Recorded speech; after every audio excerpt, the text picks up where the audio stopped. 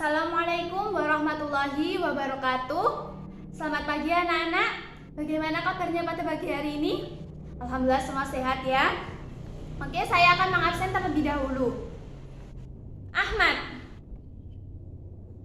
Bakhtiar, Erlinda, Fatimah, Hasan, Kurniawan, Niken, Puput, Puspita Sari. Apakah yang tahu di mana Puspita Sari?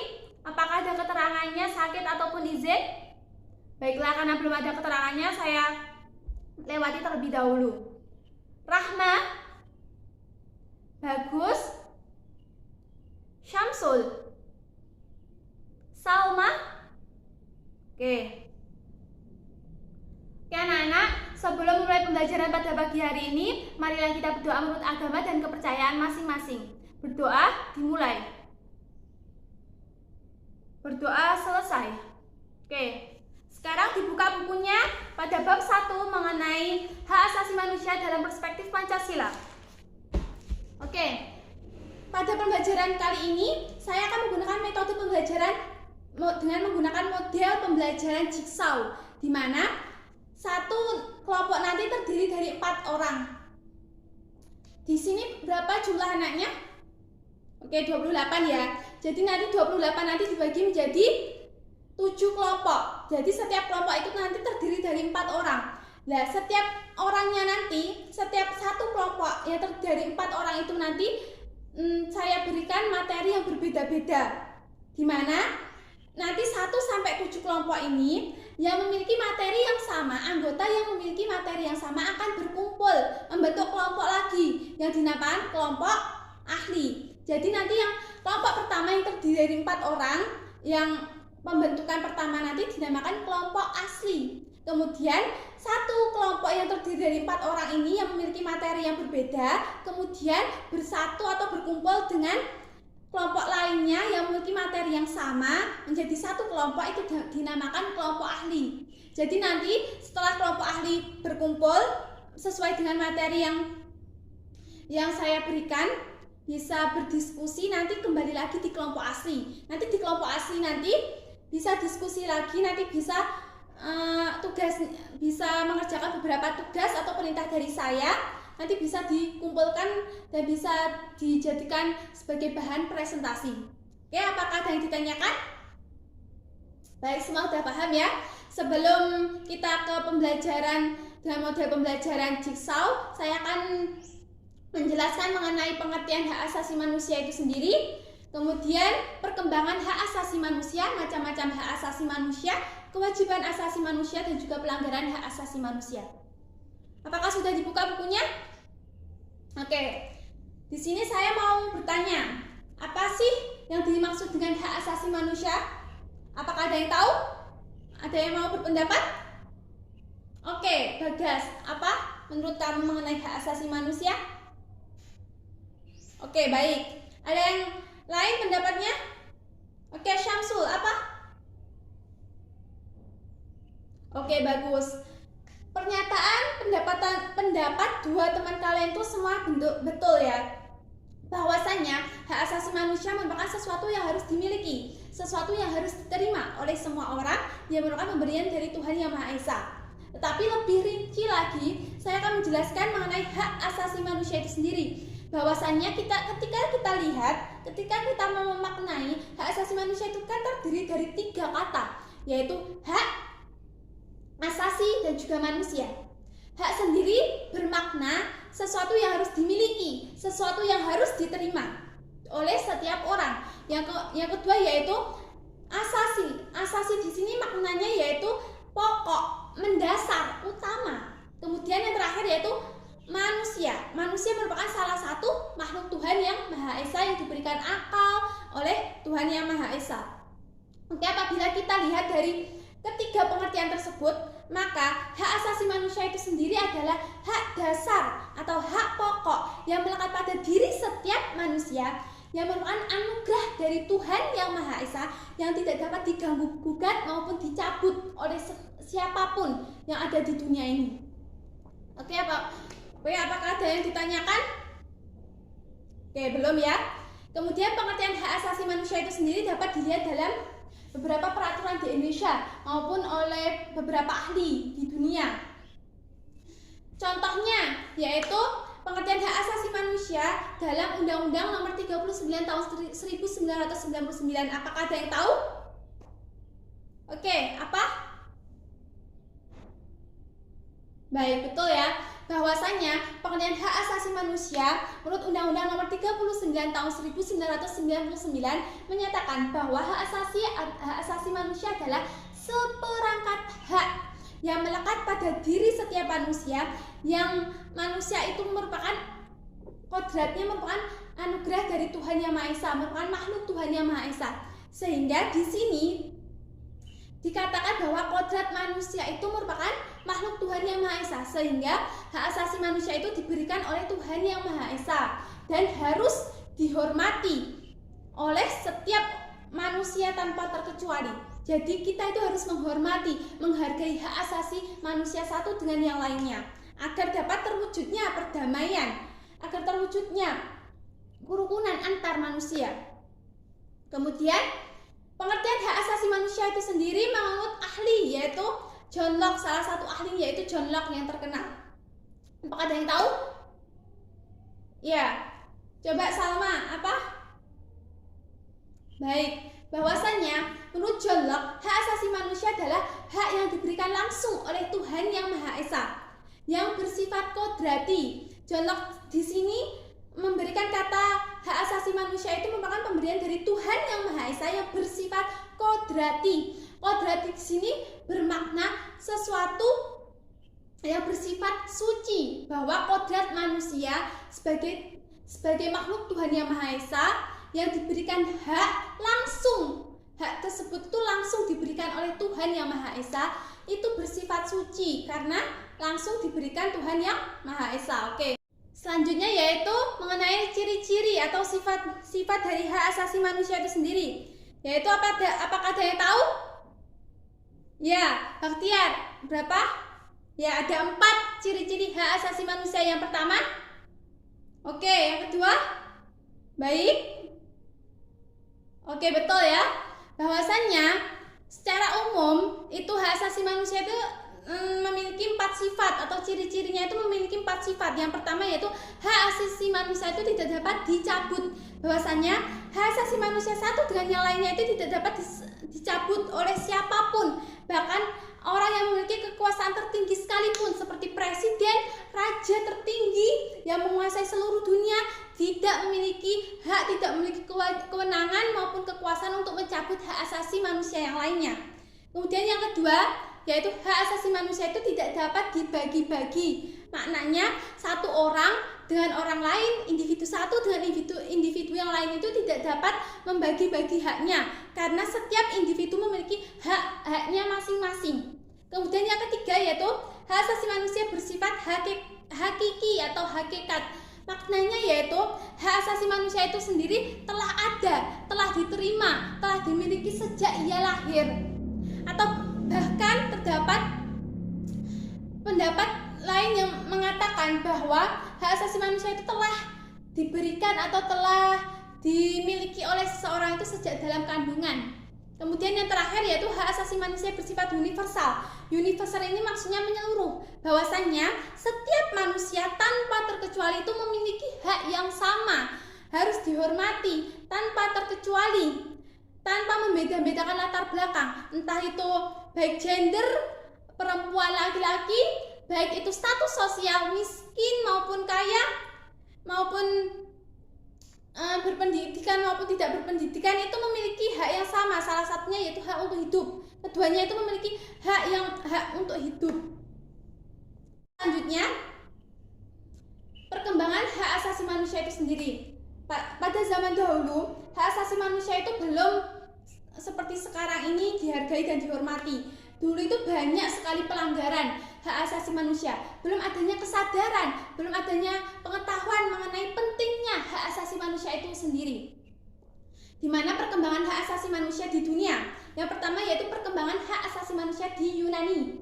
Di Yunani sendiri telah terdapat beberapa filsuf yang sangat terkenal, di mana salah satunya yaitu Socrates maupun Plato yang telah meletakkan dasar-dasar atau nilai-nilai kemanusiaan dengan menghargai sesama manusia. Kemudian perkembangan hak asasi manusia yang kedua yaitu perkembangan hak asasi manusia di Inggris. Sebagaimana yang kita ketahui bahwa Inggris merupakan negara pertama yang telah mengakui terkait nilai-nilai maupun hak-hak asasi manusia setiap individu, sehingga Inggris dikatakan sebagai negara pertama yang mengakui atau menjamin penegakan hak asasi manusia. Salah satu dokumen di Inggris yang paling terkenal hingga saat ini mengenai hak asasi manusia itu apa? Apakah ada yang tahu? Oke, pintar, yaitu Magna Carta. Magna Carta sendiri merupakan salah satu dokumen yang paling terkenal hingga saat ini yang berisi mengenai hak asasi manusia itu sendiri. Kemudian yang ketiga yaitu perkembangan hak asasi manusia di Amerika Serikat. Perkembangan hak asasi manusia di Amerika Serikat itu sendiri itu berjalanan atau beriringan pas waktu kemerdekaan Amerika Serikat itu sendiri. Kemudian yang keempat yaitu hak asasi manusia di Prancis, dan yang terakhir yaitu perkembangan hak asasi manusia di PBB, di mana di PBB ini terdapat piagam PBB, di mana pada saat rapat atau sidang PBB ini itu menghasilkan sebuah dokumen mengenai pengakuan terkait hak asasi manusia seluruh dunia, manusia yang ada di seluruh dunia, yang dinamakan dengan Universal Declaration of Human Rights atau disebut sebagai pernyataan terkait hak-hak asasi manusia di dunia ini. Oke, sehingga siapakah ada yang tahu pada waktu kapan kita memperingati hak asasi manusia, atau hak asasi manusia itu diperingati setiap tanggal berapa? Pintar, setiap tanggal 10 Desember. Jadi setiap tanggal 10 Desember diperingati sebagai hari hak asasi manusia sedunia. Oke? Kemudian selanjutnya kita akan beralih ke macam-macam hak asasi manusia. Ayo, di sini siapa yang tahu berapa macam hak asasi manusia itu dibagi? Oke, bagus lagi apa? Berapa? Pintar. Bisa disebutkan apa aja? Oke, yang pertama, hak asasi pribadi. Yang kedua, hak asasi politik. Yang ketiga, hak asasi hukum. Yang keempat, hak asasi politik. Yang kelima, hak asasi peradilan. Kemudian yang terakhir, baik, betul semua ya. Ya, jadi macam-macam hak asasi manusia itu dibagi menjadi 6. Yang pertama yaitu hak asasi pribadi, hak asasi politik, hak asasi hukum, hak asasi ekonomi, hak asasi peradilan, dan juga hak asasi sosial dan budaya. Masing-masing bidang kehidupan itu sendiri ada beberapa contoh konkretnya, yaitu hak asasi pribadi sendiri. Hak asasi pribadi yaitu hak yang berhubungan dengan kehidupan pribadi individu. Salah satu contohnya yaitu hak untuk hidup. Jadi hak hidup itu merupakan hak pribadi yang harus dimiliki oleh setiap orang tanpa terkecuali. Kemudian contoh lain dari hak pribadi sendiri, apakah ada yang tahu? Ya, apa? Oke, betul. Hak beragama. Apalagi? Oke, hak berpendapat. Apa? Oke, hak berserikat atau berkumpul. Oke, semua sudah paham ya? Hak asasi pribadi itu pokoknya yang berhubungan dengan kehidupan pribadi atau diri setiap individu. Kemudian yang kedua yaitu hak asasi politik. Hak asasi politik ini merupakan hak asasi yang berhubungan dengan kegiatan atau kehidupan dalam bidang politik. Salah satunya yaitu hak untuk mendirikan partai politik, sehingga setiap manusia atau setiap warga negara di Indonesia ini memiliki hak untuk mendirikan partai politiknya. Jadi tetapi harus sesuai dengan ketentuan yang berlaku ya, untuk pastikan untuk membuat atau mendirikan partai politik kan mesti terdapat beberapa syarat yang harus dipenuhi. Tetapi pada dasarnya, pada hakikatnya, setiap warga negara itu memiliki hak yang sama untuk mendirikan partai politik. Kemudian, apakah ada yang tahu contoh lain dari hak asasi politik? Oke, hak untuk memilih dan dipilih.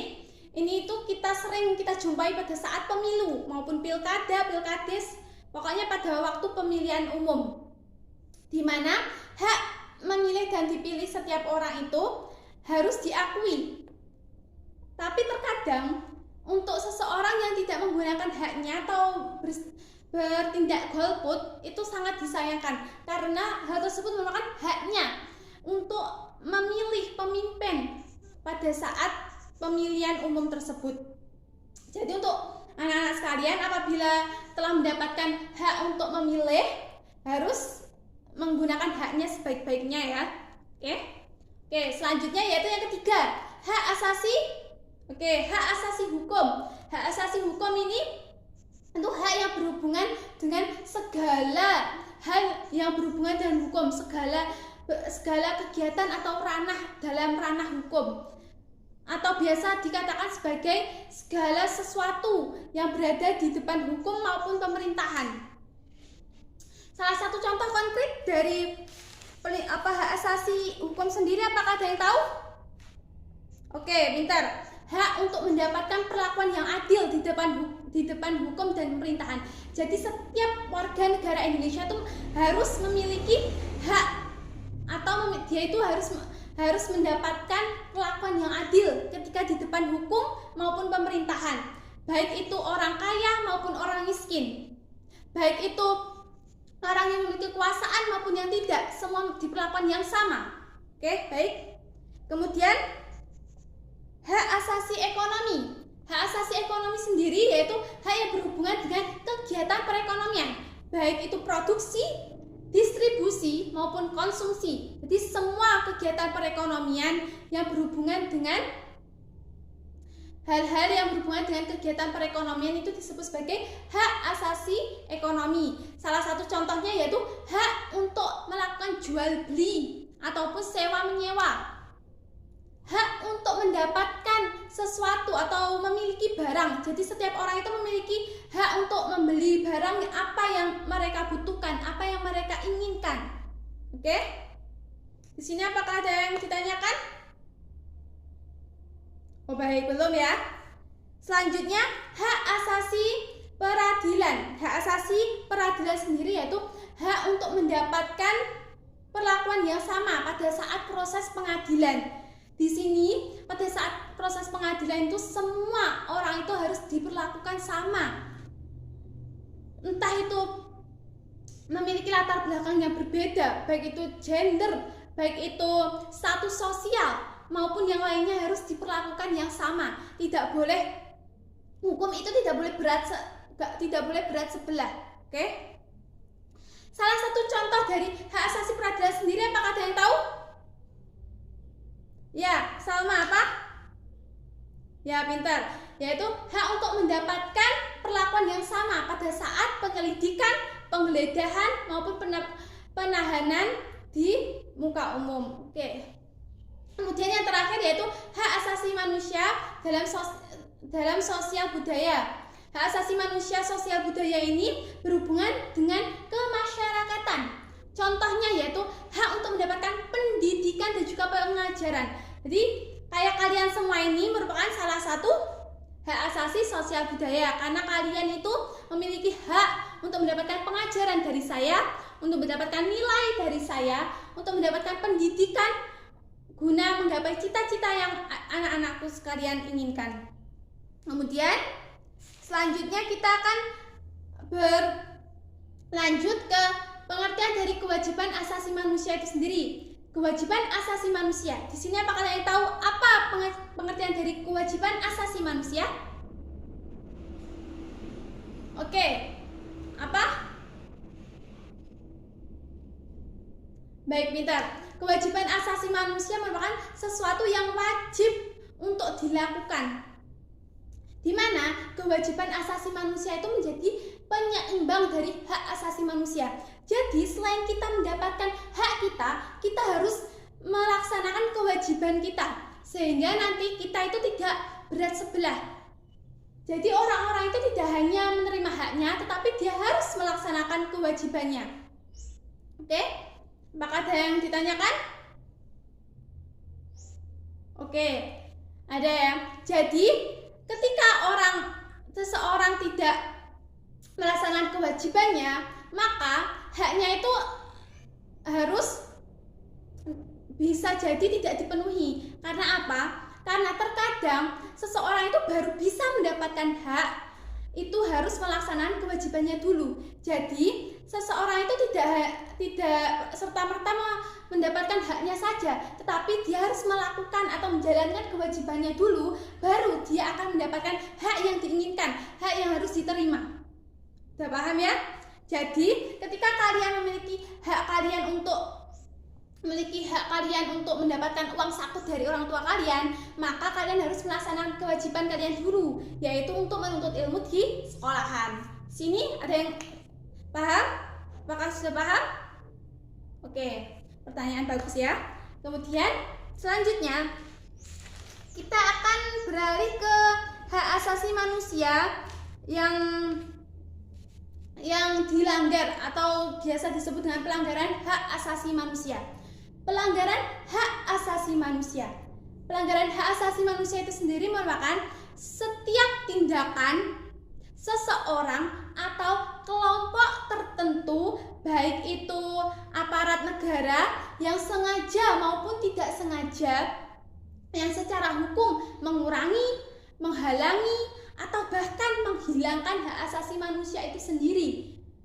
Di mana pelanggaran ini sampai saat ini itu menjadi polemik di negara Indonesia itu sendiri, karena masih banyak pelanggaran-pelanggaran terdahulu yang belum selesai, yang belum tuntas kasusnya, bahkan terkesan ditutup-tutupi. Terjadinya pelanggaran hak asasi manusia itu terjadi karena beberapa faktor. Apakah di sini ada yang tahu apa saja faktor pelanggaran hak asasi manusia? Oke, apa Salma? Baik, pintar. Faktor dari pelanggaran hak asasi manusia itu ada dua, itu faktor internal dan juga eksternal. Faktor internal itu faktor yang terdapat dalam diri setiap individu atau manusia itu sendiri. Yang kedua yaitu faktor eksternal, yaitu faktor yang berada di luar manusia itu sendiri. Contoh dari faktor internal itu yaitu sikap egois setiap manusia. Bahwa setiap manusia itu pada dasarnya memiliki sikap egois, menang sendiri, mementingkan diri sendiri. Yang kedua yaitu lemahnya kesadaran mengenai hak asasi manusia. Yang ketiga yaitu kurangnya sikap toleransi antar sesama, sehingga di sini dapat dikatakan sebagai sikap apatis yang tidak mau memperdulikan, tidak mau toleransi dengan satu orang dengan orang yang lainnya, dengan manusia satu dengan manusia yang lain. Kemudian faktor eksternal yang berada di luar manusia itu sendiri yaitu satu, penyalahgunaan teknologi. Seperti sekarang ini, teknologi komunikasi itu kan sangat canggih, seperti gadget, di mana pada saat ini gadget itu digunakan untuk kaum muda atau disebut dengan netizen yang suka julid ya, yang suka menjelek-jelekkan, yang suka body shaming kepada artis-artis atau yang lain-lainnya. Itu nggak boleh. Itu salah satu pelanggaran hak asasi manusia yang disebabkan oleh faktor eksternal berupa penyalahgunaan teknologi. Anak-anakku sekalian, bahwa ketika kalian itu mendapatkan fasilitas berupa gadget, kalian harus bisa memanfaatkan sebaik-baik mungkin, seperti untuk belajar, mencari materi-materi pembelajaran, bukan untuk menggunakannya dengan hal-hal yang tidak penting atau bahkan dapat terjerumus ke hal-hal yang negatif atau merugikan orang lain. Sini paham ya? Oke. Selanjutnya, faktor eksternal yang kedua yaitu penyalahgunaan kekuasaan. Di sini sangat tidak asing lagi ya, bahwasannya banyak sekali kekuasaan-kekuasaan yang telah berbuat melanggar hak asasi manusia demi mempertahankan kekuasaannya, demi mendapatkan kekuasaannya. banyak pejabat-pejabat tinggi, pejabat-pejabat elit yang sesungguhnya menjadi dalang dari pelanggaran hak asasi manusia, tetapi karena kekuasaannya mereka bisa membeli hukum, bisa berkelit untuk tidak dapat ditahan ataupun diketahui motif dari pelanggaran hak asasi manusianya. Oke. Selanjutnya, bentuk-bentuk pelanggaran hak asasi manusia. Bentuk-bentuk pelanggaran hak asasi manusia itu sendiri dibagi menjadi dua, yaitu pelanggaran hak asasi manusia ringan dan juga pelanggaran hak asasi manusia berat. Pintar. Apakah ada yang tahu apakah pelanggaran hak asasi ringan itu apa? Ya, apa Bagas? Oke, baik, pintar. Hak asasi ringan atau pelanggaran hak asasi ringan itu pelanggaran yang tidak sampai menghilangkan jiwa atau tidak sampai menghilangkan keselamatan jiwa seseorang, sehingga seseorang tersebut tidak sampai meninggal dunia, tidak sampai merenggut nyawa seseorang tersebut terkait pelanggaran hak asasi ringannya. Tetapi apabila pelanggaran hak asasi ringan tersebut tidak dikendalikan atau tidak diatasi secepatnya, maka hal tersebut juga dapat membahayakan keselamatan jiwa seseorang. Kemudian yang kedua yaitu pelanggaran hak asasi berat. Apakah ada yang tahu? Ya, betul. Jadi pelanggaran hak asasi berat itu merupakan pelanggaran yang dapat membahayakan atau menghilangkan keselamatan jiwa. Jadi seseorang itu dapat meninggal dunia, dapat direnggut nyawanya akibat dari pelanggaran HAM berat tersebut.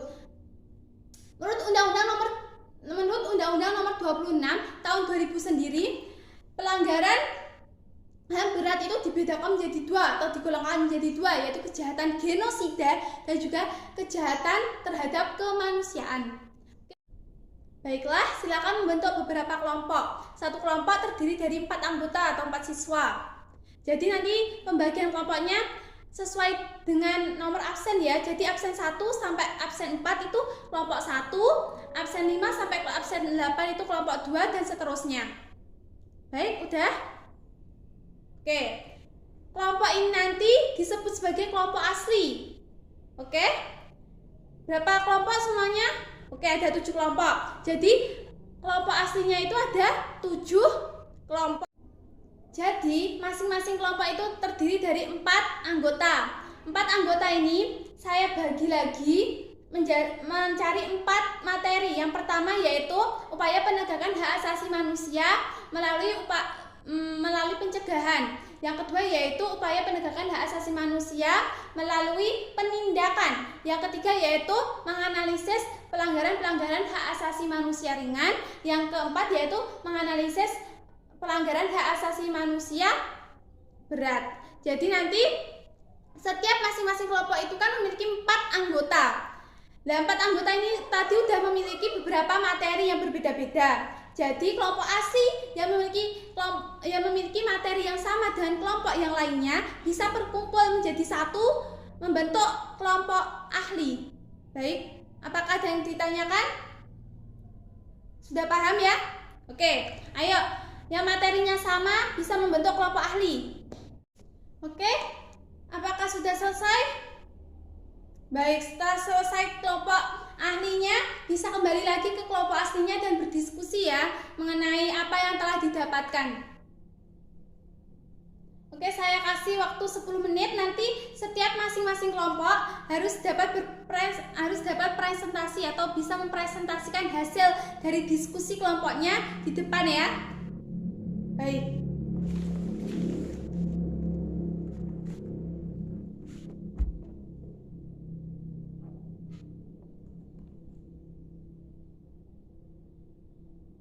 Oke, sudah 10 menit.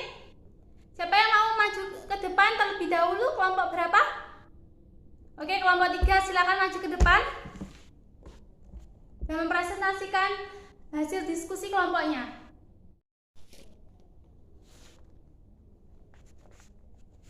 Perkenalkan, saya dari kelompok 3 akan mempresentasikan mengenai upaya penanganan pelanggaran hak asasi manusia. di mana menurut kelompok saya upaya pencegahan itu lebih baik daripada penindakan, sehingga mencegah lebih baik daripada mengobati. Pernyataan itu tentunya sudah sering kalian dengar. Pernyataan tersebut sangat relevan terhadap proses penegakan hak asasi manusia. Tindakan terbaik dalam penegakan hak asasi manusia yaitu mencegah atau langkah preventif, di mana kita berusaha untuk mencegah pelanggaran hak asasi manusia sebelum terjadi. Hak asasi manusia adalah sesuatu yang harus dihormati oleh setiap orang, sehingga tindakan terbaik dalam penegakan hak asasi manusia adalah dengan mencegah timbulnya semua faktor penyebab dari pelanggaran hak asasi manusia itu sendiri atau tersebut. Apabila faktor penyebabnya tidak muncul, maka pelanggaran hak asasi manusia pun dapat diminimalisir atau bahkan dihilangkan. Berikut ini tindakan-tindakan pencegahan yang dapat dilakukan untuk mengatasi berbagai kasus pelanggaran HAM. Yang pertama yaitu supremasi hukum dan juga demokrasi harus ditegakkan. Pendekatan hukum dan pendekatan dialogis harus dikemukakan dalam rangka melibatkan partisipasi masyarakat dalam kehidupan berbangsa dan bernegara. Para pejabat penegakan hukum harus memenuhi kewajiban dengan memberikan pelayanan yang baik dan adil kepada masyarakat, memberikan perlindungan kepada setiap orang dari perbuatan melawan hukum, dan menghindari tindakan kekerasan yang melawan hukum dalam rangka penegakan hukum. Yang kedua yaitu meningkatkan kualitas pelayanan publik, di mana dengan peningkatan kualitas pelayanan publik dapat mencegah terjadinya berbagai bentuk pelanggaran hak asasi manusia oleh pemerintah. Kemudian yang ketiga yaitu peningkatan pengawasan dari masyarakat maupun lembaga-lembaga politik terhadap setiap upaya penegakan hak asasi manusia yang dilakukan oleh pemerintah itu sendiri.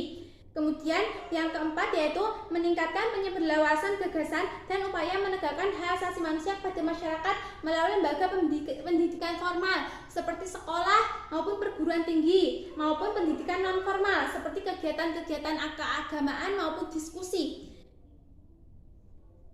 dan juga kursus-kursus. Kemudian yang kelima yaitu meningkatkan profesionalisme lembaga keamanan dan juga pertahanan negara. Yang terakhir yaitu meningkatkan kerjasama yang harmonis antar kelompok maupun golongan dalam masyarakat agar mampu saling memahami dan menghormati keyakinan dan pendapat masing-masing. Sekian dari kelompok kami, apakah ada yang ditanyakan? Baik, apa pertanyaannya Mbak?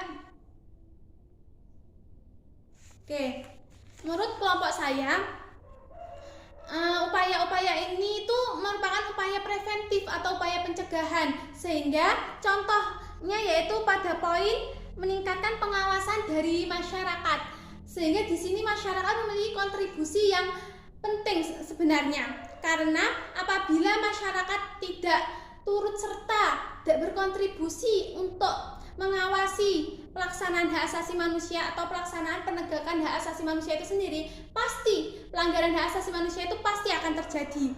Pasti terdapat beberapa pelanggaran hak asasi manusia, karena dengan adanya sifat egois atau apatis terhadap diri manusia itu dan tidak mau ikut serta mengawasi, justru itu akan menambahkan atau menjadi faktor untuk menyebabkan atau timbulnya pelanggaran hak asasi manusia yang semakin tinggi atau semakin banyak. Jadi menurut saya langkah preventif ini tuh yang paling penting yaitu terkait pengawasan yang dilakukan oleh masyarakat, sehingga tidak hanya lembaga-lembaga yang dibentuk oleh pemerintah, tetapi masyarakat juga harus berkontribusi, harus saling membantu pemerintah untuk mengawasi penegakan hak asasi manusia itu sendiri, sehingga apabila terjadi pelanggaran manusia itu maka masyarakat yang lain atau yang tahu itu bisa melaporkan ke pihak yang berwenang, sehingga pelanggaran itu nanti dapat berjalan, penegakan hak asasi manusia itu dapat berjalan dengan lancar dan juga bisa sesuai dengan tujuan dari penegakan hak asasi manusia itu sendiri dengan mengurangi angka pelanggaran hak asasi manusia yang ada di Indonesia khususnya, sehingga dapat ditekankan bahwa langkah atau upaya pencegahan atau langkah preventif dalam pelanggaran hak asasi manusia yang paling penting yaitu kontribusi masyarakat itu sendiri dalam upaya penegakan hak asasi manusia. Oke, apakah ada yang ditanyakan? Baik, sekian dari kelompok saya. Apabila ada kesalahan saya mohon maaf. Wassalamualaikum warahmatullahi wabarakatuh. Oke, terima kasih ya kelompok 3. Beri tepuk tangan untuk kelompok 3. Oke. Akhirnya sudah selesai ya untuk pertemuan kali ini. Kita lanjutkan ke pertemuan berikutnya. Kelompok yang belum presentasi ke depan bisa dilanjutkan ke pertemuan selanjutnya. Di sini saya akan menekankan kembali atau mengevaluasi bahwasannya hak asasi manusia itu harus wajib dihormati, dihargai oleh semua orang tanpa terkecuali, karena merupakan itu anugerah dari Tuhan yang Maha Esa, Tuhan yang telah menciptakan manusia itu sendiri. Dan adapun upaya-upaya untuk penegakan hak asasi manusia itu sebagaimana yang telah dipaparkan atau dipresentasikan teman-teman kalian, itu ada dua macam ya, yaitu pencegahan dan juga penindakan. Jadi langkah preventif dan juga represif.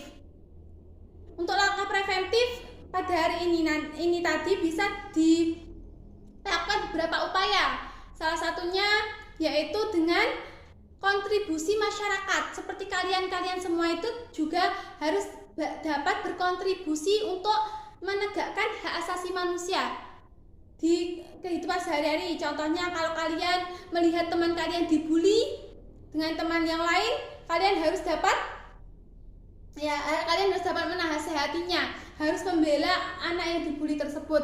Tapi apabila anak tersebut yang membuli tidak merespon atau memperdulikan apa yang kalian katakan, kalian bisa